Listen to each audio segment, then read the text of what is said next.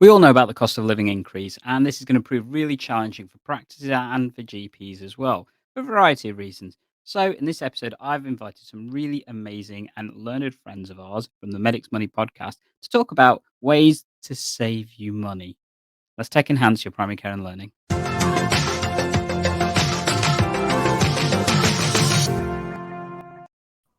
Hello, EGP learners, and welcome to this episode where I'm joined by Tommy and Ed from Medics Money. How are we doing there, guys?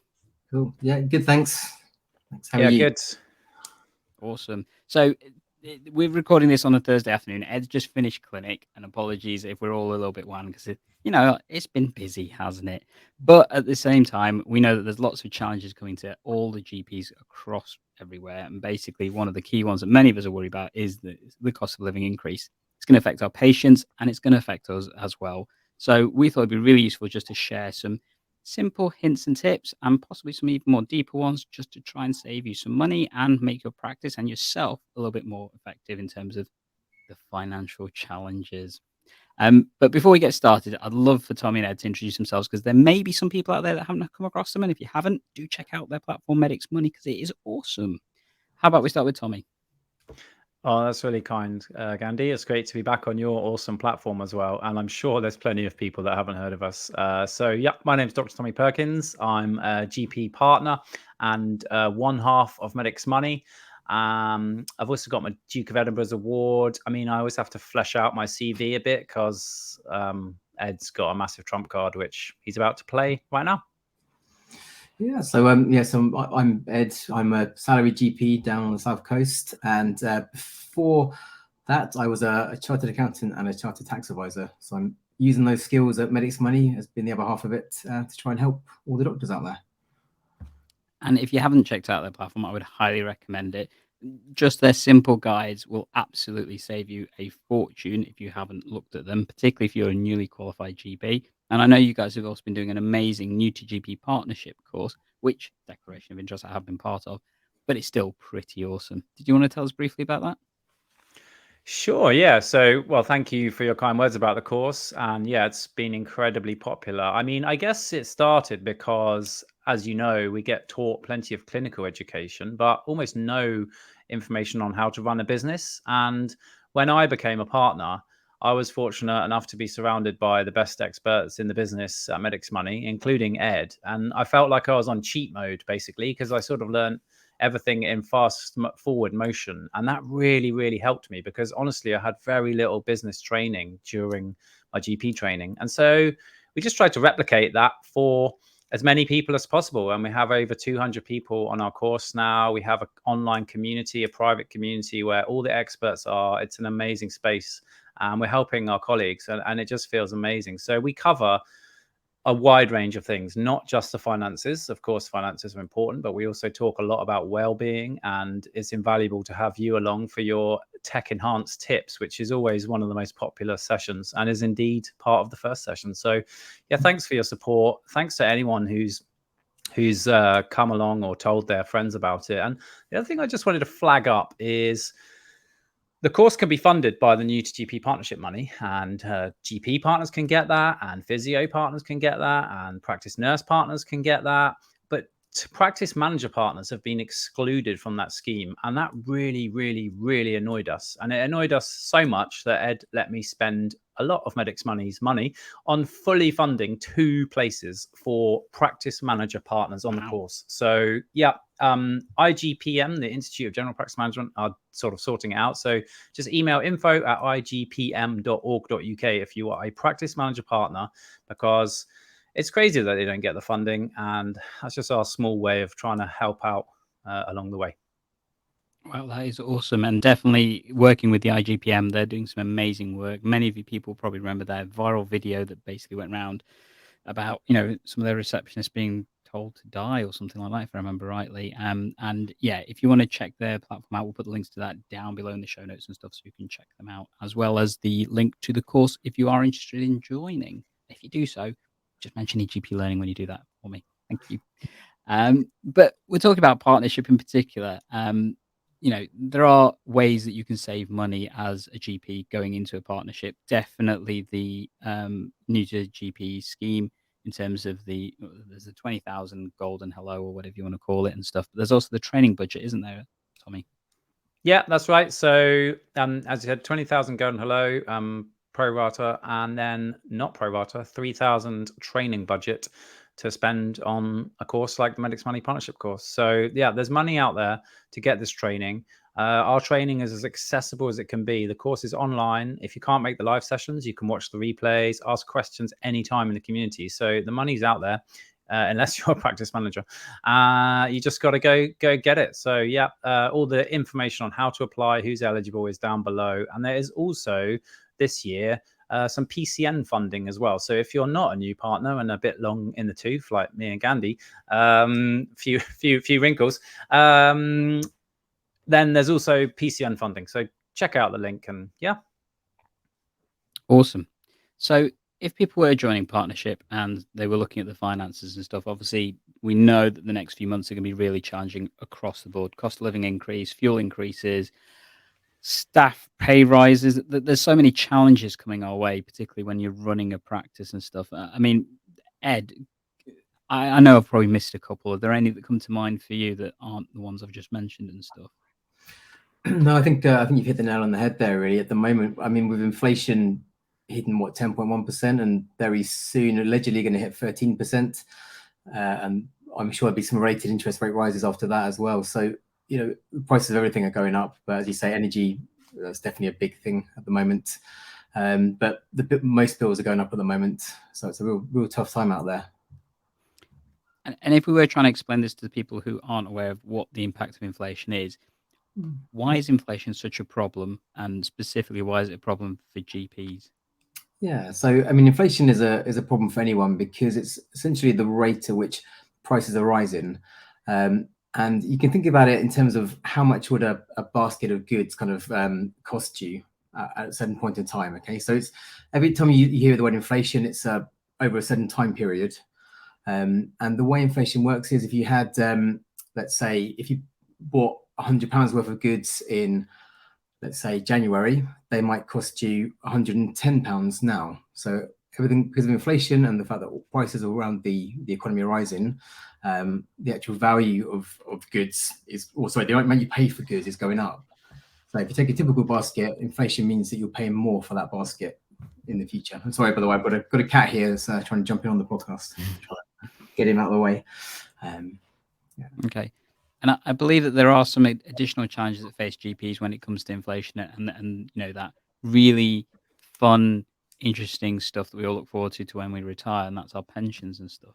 Isn't that correct? Yeah. So, I mean, I guess a way to break this down logically would be to sort of split it out into things that you can do to enhance your personal tax and spending situation, which definitely Ed could talk about. And then we could talk about pressures that affect the practice finances as a whole, and they are all kind of interlinked in terms of everything getting more expensive and just out of sync. But maybe that'd be a way to do it. Like if Ed hits the personal finances, and then Let's go for it then. Okay, Ed, tell us how we can pay the right amount of tax, which is less. Like, let's be honest. Yeah, absolutely. So I mean, there are some tips that we can share that hopefully will save a lot of people money, which is of course the whole point of this video and podcast. And of course, as we just said, it's a really tough time at the moment. So a lot of people are struggling with their personal finances, and there are some things that we can all do that should hopefully help with our finances. So the first thing to mention is to make sure that everyone, that's no matter what, whether you're a salary GP, a trainee GP, a GP partner, whoever you are, everyone needs to maximize their tax deductible expenses that they claim. So as GPs, we have to pay or expend money on quite a lot of different professional fees. So the GMC, the Royal College GPs, if you remember, the BMA, if you remember, medical defence unions, etc. And all of those are tax deductible. So it's really important. Nobody's going to tell you to claim them. Nobody's going to recommend you claim them out in HMRC. I'm going to let you know about this. But everyone needs to maximize those claims, because if you think about it, you can claim at the moment, you can claim for the last 4 tax years and this current tax year. So you can claim every allowable expense since the 6th of April 2018. And that can really add up. So if you add up, even just you're adding up your GMC fees, LCGP fees, etc., that comes to a lot of money. But you can also claim if you're a GP trainee or you've done your exams in the last sort of 4 years under a GP training contract. You can also claim for those exams as well, and any associated costs and any resits as well. So those exams aren't cheap. We've all done them. They're pretty pricey, and claiming up to, well, technically up to 45% of that money back is a real boon. So if anyone here hasn't claimed and they really want to do that, then as you mentioned, Gandhi, we've got a free step-by-step guide on our website, which will take you through it, step by step, really holds your hand, totally free. So, by all means, people can download that. That's mainly for employees, salary GPs or GP trainees. But GP partners, of course, they can claim for any tax allowable expenses as well. That would go through the sort of partnership accounts and then feed into their partnership tax returns that way. If you're a locum GP or a GP partner, you also have scope for claiming additional expenses that employees can't. So that's also quite helpful. So, for example, an employee can't claim for any costs of continuing professional development unless it's mandatory under their training contract. But a GP partner or a locum self-employed GP could claim that cost. So, all in all, the first point is really, if you don't claim those expenses, you're going to be overpaying your tax bill, and nobody wants to be doing that. So that's the first way to get some money back. Okay.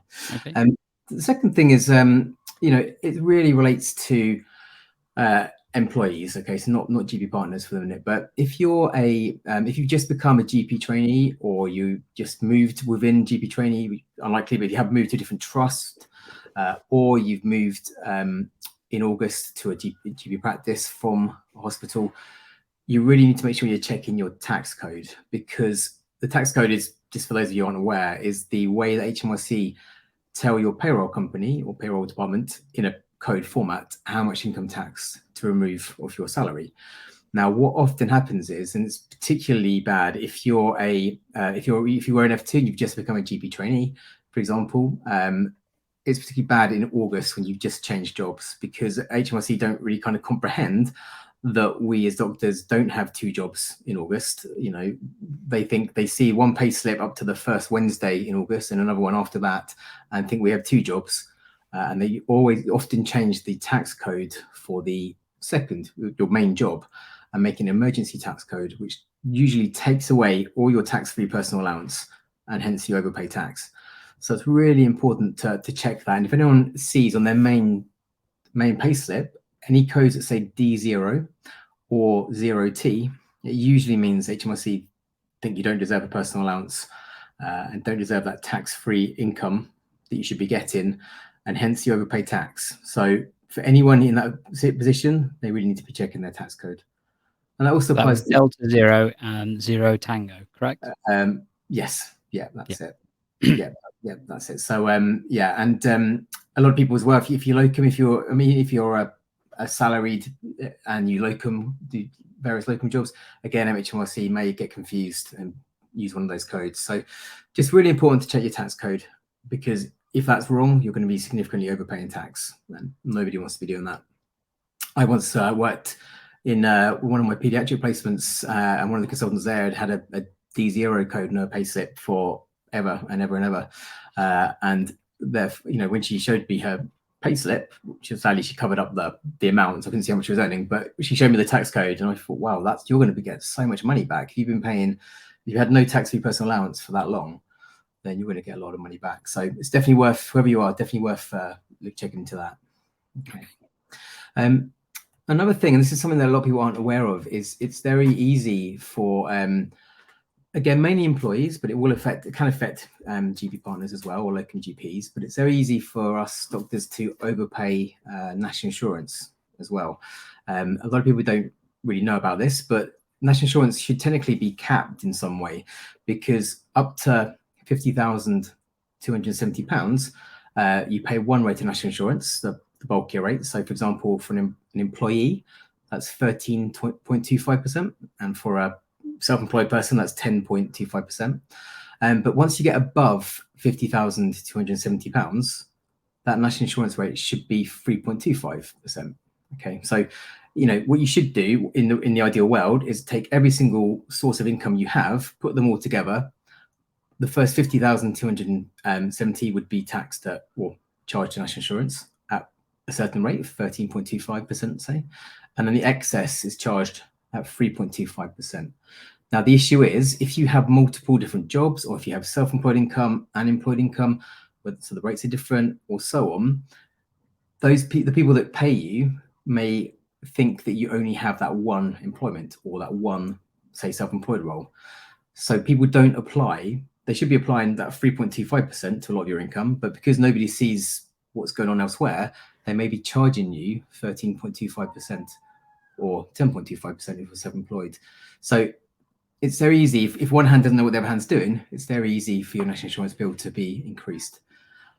And again, so that's definitely going to apply to those people who have lots of portfolio working and that kind of stuff. So whether you're salaried, whether you're locum, partner, potentially that can affect almost every GP that has a portfolio career. Yeah, absolutely. And so you in that situation, you could easily be overpaying national insurance because, if I worked for one GP practice and then worked for a second, say, well, they wouldn't necessarily know what my total income is and apply the rates, for me as a whole. They'll just do what they think is right for that pay that I get. So another one to definitely look into, because just like before, if you can save money on reduce your income tax bill, if your tax code's wrong, changing that so you're paying less tax or getting a refund, check your national insurance as well, because nobody wants to be overpaying national insurance right now or anytime really. So and of all the tips that we sort of do, it's great to get 40% back of the cost of doing your Royal College exams, but national insurance is the one that gets us the most emails because people are just like, I never knew about this. And unfortunately, some people, even with accountants, are saying, my accountant didn't sort of do this. So the national insurance one, we've got an hour-long podcast with Ed talking about national insurance. It's not the most exciting way to spend your life, but it's the one that we get the most emails about because it affects so many people. It's so easy to overpay. And as Ed said, no one, HMRC are not going to phone you up and say, hi, Dr. Gandalf, I can see you've overpaid national insurance. Yeah, they're just not going to do it.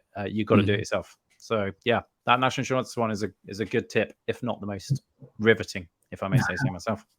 Fair enough. I think it's very exciting, but no, it's not very interesting at all. But it is, as Tommy said, it is very popular to hear about that. And if again, lots of stuff on our website about it if people are interested and want to learn more about this riveting topic. So that's it. Now, the next sort of things we could talk about are technically ways to get some money off the government. The first is an allowance that some doctors might be able to claim, which is called the tax-free childcare scheme. Okay, so under this scheme, you can get up to £500 every 3 months, so up to £2,000 a year for each of your children to help with the cost of childcare. And that goes up to £1,000 every 3 months or £4,000 a year if you have a disabled child. You can find out if you're eligible on HMRC's website. There is a cap if you earn more than £100,000. I think they won't allow you to have that. But for a lot of people that earn less than £100,000, that money is there to help you cover, childcare, after school care during school holidays. Lots of different uses for that, which you can get money for. And it's really, it's not particularly well known about, and it's not particularly well utilized. It's because the phrase has, tax-free childcare scheme in it. A lot of people think that it, is some sort of allowance or whatever. That whereas actually, what it really is like a state benefit. So a lot of people don't realize it's a state benefit, not some sort of strange tax allowance. So it's really complicated. So that's the first thing. If you might be eligible for that. That will give you some decent money towards childcare, which might help. Also relating to children, that's one you have to be a bit careful about. Is of course some doctors might be eligible to claim for child benefit. I mean, most people wouldn't be aware of child benefit. That's not particularly a new thing or anything. But a lot of people would be eligible for that if they have children under 16 or under 20 if they're in approved education. Okay. HMRC actually, interestingly enough, actually put down a list of tips for how to help with the cost of living crisis, and this was their number one tip. What they didn't mention, and why everyone needs to be a little bit careful, is that if you or your partner earn over £50,000, they begin to ask you to repay that child benefit, and over 60,000, if either partner has over 60,000, then they'll make you repay the entire amount. And I've seen quite a lot of people get stung down the line because they weren't aware that they would have to then repay that child benefit. It seems a bit crazy to get paid it and then have to repay it back if you earn too much money. But that's how it works. But still, if people out there aren't aware of it, I'd say it's HMRC's top tip right now for help with the cost of living crisis. So definitely want to think about, just bear in mind that £50,000 threshold there. So definitely something for those part-time workers out there to consider, because they're likely to still be under that 50,000 limit, depending on the number of sessions and other roles that you may be doing and stuff. Definitely. If you've got two partners two doctors, GPs who are part-time and earning, let's say they're both earning under £50,000, which could happen, then you're definitely eligible for child benefit for all your children. So definitely worth looking into if you're not already claiming it. The last one in terms of allowances is a bit of a it was basically David Cameron's kind of pet project when he was a Prime Minister. I'm sure everyone remembers him fondly. It's called the marriage allowance, and it was set up to help people with their finances if you're married or in a civil partnership. The way it works is it basically allows an individual to transfer 10% of their tax-free personal allowance to their husband, wife, or civil partner if they earn less than the personal tax allowance. Okay, so most people, this again probably going to apply to them, but still for some it might. So imagine you have a someone who is, let's say, a GP partner, and their husband, wife, civil partner, they're at home and they earn less than, they don't really earn much income, so they have less than the tax-free personal allowance, which is 12,570. You can transfer some of your personal allowance to your other half, and that can then save that other half tax money. So you can claim up to £1,260 of tax-free income overall. And again, it's one of those things, it's not really well advertised. A lot of people think it got a lot of bad political press. A lot of people think it's a stupid idea, but it's there, and a lot of people don't know about it and don't use it. So if your other half isn't working, for example, and earns less than £12,570, then you can utilize their personal allowance against your own income. So definitely worth thinking about. Wasn't aware of that one myself. There you go. There you go. That's something to think about. We're learning today. But the other things I was going to talk about, really, they're not kind of they're ways to help with finances. They're not necessarily ways to get money back per se. The first is, and this may sound like a strange thing, but there may be benefits to filing, or at least draft filing your tax return early. Okay, so if you're a GP partner, or for any reason you're not a GP partner, but you still do a tax return, so a locum GP or certain salary GPs with whatever reason to do a tax return, your next tax return will be for the year ended the 5th of April 2022, and that will be filed by the 31st of January next year, so 2023. Now, there are two reasons why you might consider paying that or filing that tax return early. Okay, so although the return is due by the 31st of January, you can file it early. You can file it anytime you want. Okay, no problems. And even if it then brings you up a tax liability, which I'm sure it will do, the deadline for that payment is still the 31st of January. So just because you file your tax return doesn't mean you have to pay that tax then and there. You can still wait until the 31st of January.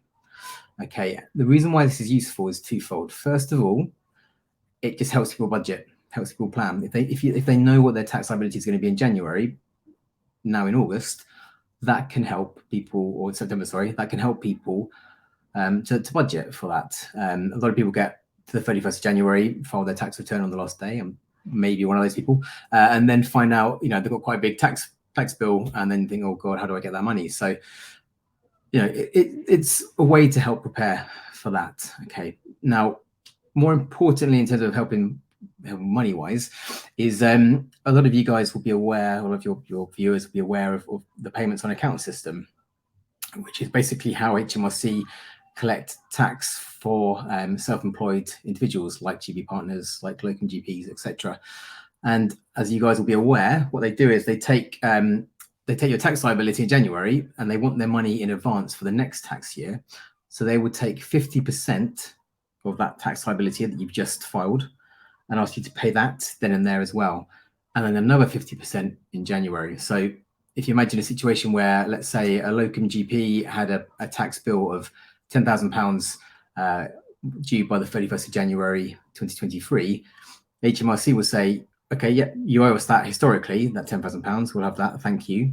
But you also owe us money for the next tax year, which hasn't even ended yet. We want that money in advance, please. And they'll charge you another 50%. So in my example, you'd end up paying £10,000 for your tax bill plus an extra £5,000. And then in July, pay the next £5,000. So it's a bit mean, really, to make you pay your tax up front.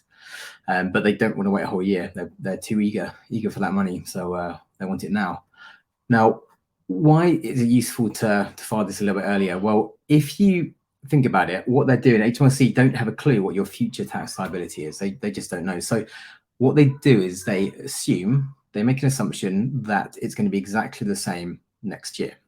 And then they will say, we want 50% of that tax liability in January and July. If your tax bill for the next tax year is actually going to be lower, and you know it's going to be lower, you can do an estimate, or you can ask your accountant to do an estimate of that, and you can make a claim to reduce your payment on account. So, for example, if your tax bill is £10,000 in January, HMRC would expect you to pay another £5,000 in January and £5,000 in July, because they assume that next January your tax bill will also be £10,000. But now suppose you have a situation where you know that you've been off, you've taken a sabbatical, you're on maternity leave. There's other reasons why your income is not quite as big in the next tax year, and your tax bill is going to be lower. You can make a claim to reduce your payment on account. So you can say to HMRC, I'm not going to pay you £5,000 now in January or July, because I'm not going to owe that. I don't owe that much tax next year because I've been on maternity leave or whatever. And that means that when you get to that January, rather than say to them, here's your £5,000, you can make a claim to reduce it. So if I know my tax bill is going to be £8,000 next year, I can pay £4,000 and then £4,000 in July, thus saving me a bit of extra cash, rather than paying what they tell me I've got to pay and then next year working out what is actually correct. So it does take a bit of planning. It does take a bit of thought. It does mean you can't do like I do and do your tax return on the last day of the tax deadline. We're all busy people. It's just do it in half an hour on the last day and just get it get over with. But if you know that you're going to have to make a parent account and you can work out roughly what your tax bill is going to be, you can make a claim to reduce it and not pay HMRC quite as much money in January. Okay. That was a very long-winded way of saying that. And then finally, again, it's another thing just about finances, and it's really just to say that I mentioned that HMRC had given some tips for how to how to save some money in the cost of living crisis, which they've never done before. I mean, their entire raison d'etre is to collect as much money as they can. So everyone was quite surprised when they released this little sheet of tips to save money. They've never done that before. Most of them won't really be applicable to doctors, so I've not really mentioned those. But one of the things they did mention, which might come true for some people out there, is that HMRC just want everyone to know that if you can't pay your tax bill, if you suddenly do get a tax bill and you can't pay it, or HMRC say, you get a letter in the post and HMRC is saying you owe us £5,000, which you weren't expecting, what a lot of people don't realize is HMRC are usually very happy to accept the payment of tax in installments. Okay, so a lot of people panic and think I've got to find £5,000 by tomorrow and pay it, and they get very stressed out. And but understandable if you just got a letter through the post saying that. But just bear in mind that if you contact HMRC, they're not as beastly as everyone thinks they're going to be. They actually are very happy to allow people to pay depending on their circumstances, what they can afford, spreading out over X number of months or years. So if any of your viewers out there are in that boat where they've suddenly got a big tax bill and they're really struggling to pay it, just let HMRC know. And as I say, they are usually very, very reasonable when it comes to that. And on that note as well, we I'm hoping that kind of will help some people out there, or lots of people out there. But it is a very, very, very tough time at the moment. Tommy and I at Makes Money, we work a lot with the Royal Medical Benevolent Fund, helping doctors who are struggling with their finances. And if anyone watching this or listening to this, is struggling, they're definitely worth contacting them to see if they can help. And I will put links to that down in the show notes as well. Thank you, Ed. That's loads of tips, particularly in terms of dealing with the tax and the allowances side of things. Tommy, what are your thoughts in terms of how we can save our viewers some cash? Well, for personal or the challenges of partners specifically at the moment? Let's go with the partners, and we'll come back to the personal. Yeah, I mean, the partners are under a lot of pressure right now.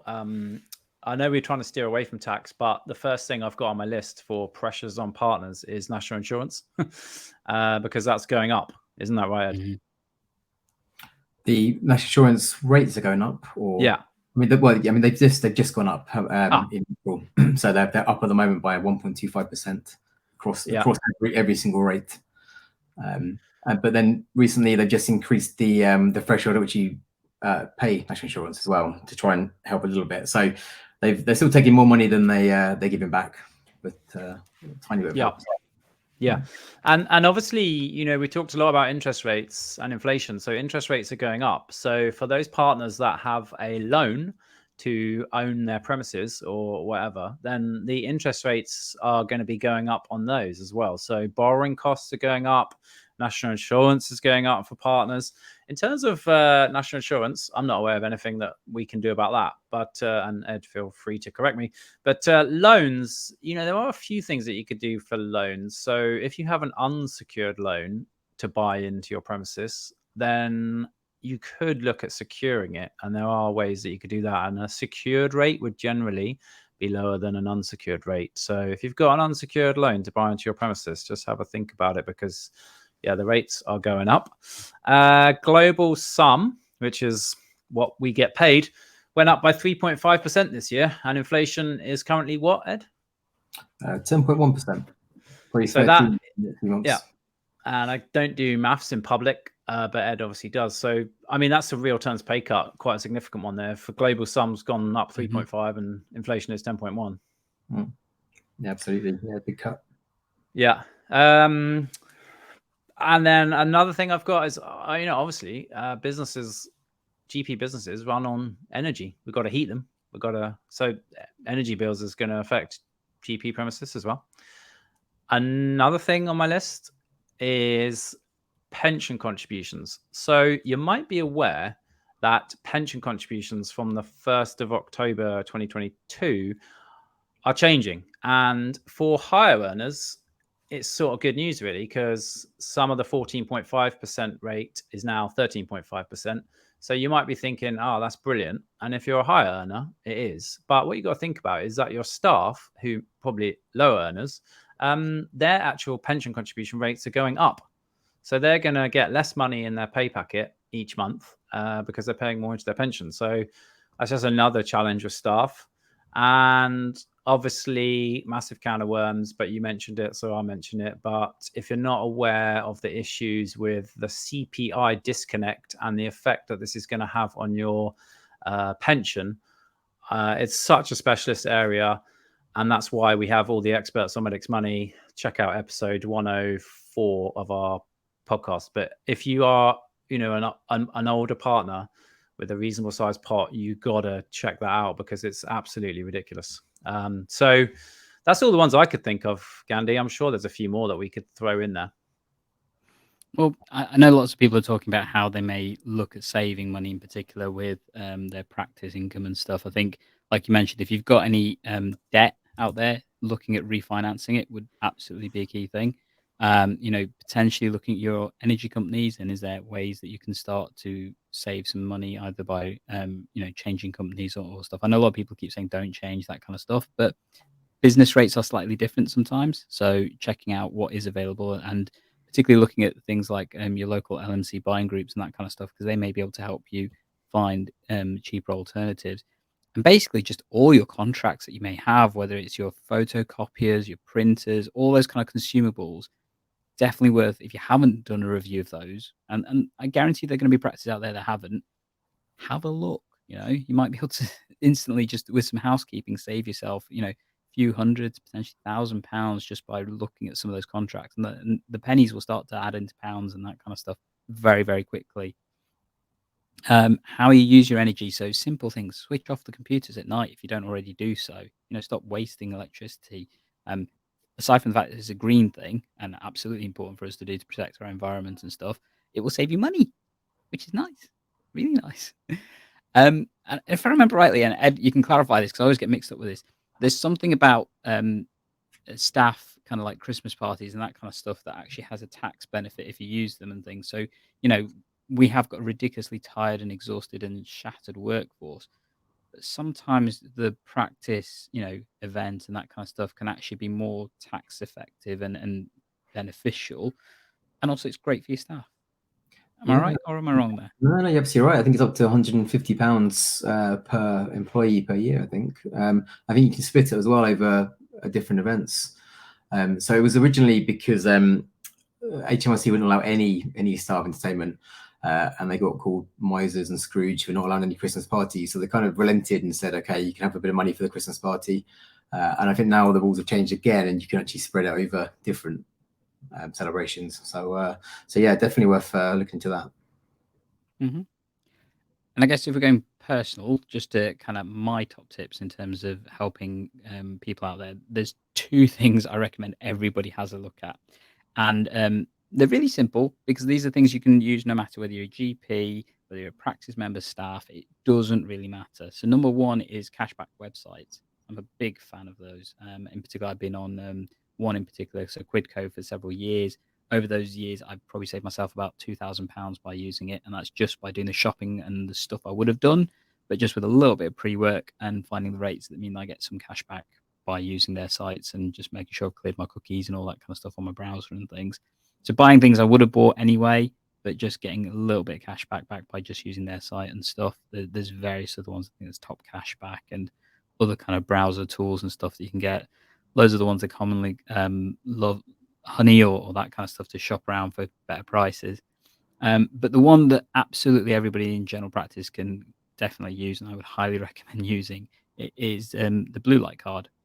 So if you haven't got this, go get it. It's dead easy to do because it's an app as well. And basically, it's a small charge. I think it's £5 a year. And for that charge, you will get access to all the variety of discounts that the blue light card has. Whether it's some of the ones that most of us know about, like the Nando's 20% off, that's a great one because it still applies to blue light card, whether it's NHS or blue light. But the number of discounts you can actually achieve through that, and some of them are a bit weird. So some of them are you end up having to buy vouchers to get the vouchers then give you a discount. So I think Curry's, if I remember rightly, was one of those. You end up having to go to a weird website to buy some vouchers, but you get those vouchers at a cheaper price for the amount of money it was, and it works out as like a 15% discount. Buying stuff that I would have bought Curries and things. So definitely check it out. Now that it's an app, you don't have to worry about losing the card and stuff. And half the time when I mention that, I ask about it, before I've even got the app out, they've given me the discount already. So yeah, definitely recommend it and stuff. So those are my two quick personal tips in terms of finance and stuff. What do you guys think of those? Yeah, to be honest, my friend's got that card, but I don't. So I'm going to download the app after this. I think sounds pretty good. Yeah, and I think the small amounts of savings just chipping away there, they might seem insignificant at the time, but they can add up to a massive amount over the year. So one example that's in our free ebook, which you can download from our website, is a hospital doctor, actually, who, if you're a hospital doctor and you spent £9 a day on lunch at the hospital, if you didn't do that over your entire career, you could actually save up to £139,000. And we always have a joke that I don't think I've ever had a hospital food that was worth £139,000. Gandhi? Not that much. No, definitely not. But okay, Tommy, that doesn't make sense to me. £9, even if you're spending that on the lunch, how does that become 139? Tell us about that, please. Gandhi, I was excited that you would ask for the numbers. I thought you'd had enough numbers, but here are the numbers. So let's say you're spending £9 a day. Okay, so let's call it £200 a month. Okay, for your entire 30-year career. Okay. Now, when we did this example, I wanted to cut the spend per day to 0, but Ed said that every human being on the planet needs a coffee per day. So, Or a cup of tea. or a cup of Tea is tea. just as good as Yeah. coffee, if not better. Well, I don't know that part, but both of them. You haven't had a cup of tea from me, Ed? That's true. It's true. Well, I look forward to it when you come to London. So yeah, so we cut it down to £1.50 a day. Okay, so over a 30-year career, that would save you £59,760. Okay, so that is the actual saving. But, and this is the thing, that if you can just learn to invest, and investing is really not difficult. Both me and Ed invest, and we are not masters investing. We just buy a simple low-cost index tracker and don't touch it and keep topping it up. Then you could turn that £59,760 into £139,680. So that's how the numbers work. And by the way, that's not like on some crazy, that's on a 5% return annually. So not crazy, easily done. But it's tiny amounts of spending add up massively over time. And it's like everything, good habits over time just compound, basically. So, yeah. Okay. So I guess just to summarize this episode, which we are hopeful will help save many of you out there just some small and potentially some larger amounts of cash. Look at your tax return, check you're on the right codes, have a look at the various different allowances that exist out there. And if you're not sure, check out Medic's Money, because they've basically got everything there for you in terms of what you need to look at. Definitely look at your practice finance and look at those simple kind of changes that you can potentially make with housekeeping of your outgoings and that kind of stuff, as well as checking various things like national insurance rates and other kind of things. And download the Blue Light Card app, because it's going to save you loads and loads and loads of money. Trust me on this. And it will definitely help you save back on your cup of coffee and potentially your lunch. If not, maybe not go and get the big lunch. Take one from home or something easier and stuff to make your life a little bit easier.